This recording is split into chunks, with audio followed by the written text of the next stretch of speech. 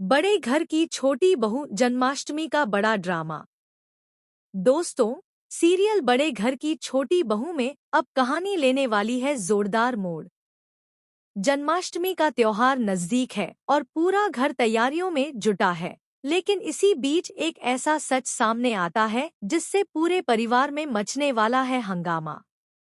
कहानी की शुरुआत होती है अहाना से, जो इस घर की छोटी बहू है।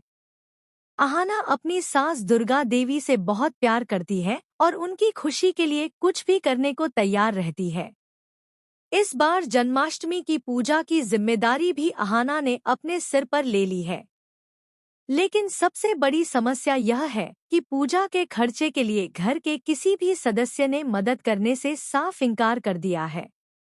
जहां एक तरफ घर के बाकी लोग बहाने बना रहे हैं, वहीं अहाना ने हिम्मत दिखाई और बोली कि वह पूजा का पूरा खर्चा खुद उठाएगी।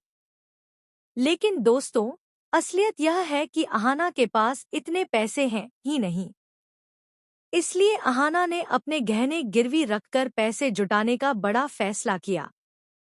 यह बात किसी को नहीं पता, लेकिन पोल्टू दादा ने अहाना को गहने गिरवी रखते हुए देख लिया। और अब पोल्टू दादा इस सच को सबके सामने लाकर बड़ा तमाशा खड़ा करने की सोच रहे हैं। दूसरी तरफ दुर्गा देवी को अपनी छोटी बहू पर पूरा भरोसा है। उन्हें लगता है कि अहाना जो भी करती है, दिल से करती है और घर के लिए करती है। लेकिन घर के कुछ लोग, खासकर बड़ी बुआ, उनका बेटा पोल्टू और चाची चाचा अहाना को बिल्कुल भी पसंद नहीं करते। उनके लिए अहाना हमेशा शक का कारण रहती है। इसलिए जैसे ही उन्हें पता चलेगा कि अहाना ने पूजा के लिए गहने गिरवी रखे हैं, वह लोग इस बात को उसके खिलाफ हथियार बना लेंगे। अब बात करते हैं पूजा की तैयारियों की। घर में जोर शोर से साज सज्जा हो रही है। चारों बहुएं अपने अपने हिस्से की जिम्मेदारियों को संभाल रही हैं। दुर्गा देवी बहुत खुश है कि उनका घर त्योहार के मौके पर रोशनी से चमक रहा है। मेहमान भी धीरे धीरे आने शुरू हो गए हैं। लेकिन बड़ी बुआ और पोल्टू की नज़र सिर्फ अहाना पर है। वे मौका ढूंढ रहे हैं ताकि सबके सामने उसकी इज्जत खराब कर सकें। इसी बीच एक और दिलचस्प मोड़ आता है। दुर्गा देवी यह तय करती हैं कि इस बार वह अपने दोनों भाइयों और उनके परिवार को भी पूजा में बुलाएंगी। यह सुनकर बड़ी बुआ और चाची चाचा बौखला जाते हैं। उन्हें लगता है कि यह सब अहाना की चाल है, जिसने दुर्गा देवी को फुसलाकर अपने मायके वालों को बुलाने की बात मनवा ली है।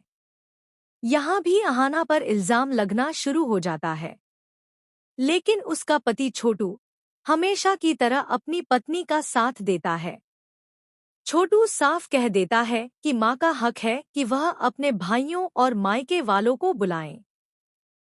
इस बात से बड़ी बुआ और भी भड़क जाती है। वह तय कर लेती है कि अब तो जन्माष्टमी के दिन ही अहाना की पोल खोलेगी। और तभी कहानी में एंट्री होती है पोल्टू की, जो सबके सामने अहाना पर यह आरोप लगाता है कि उसने पूजा के लिए अपने गहने गिरवी रखे हैं। पोल्टू की नज़र में यह शर्म की बात है और वह इसे बहाना बनाकर अहाना की बदनामी करना चाहता है। लेकिन दोस्तों, असली ड्रामा यहीं से शुरू होता है।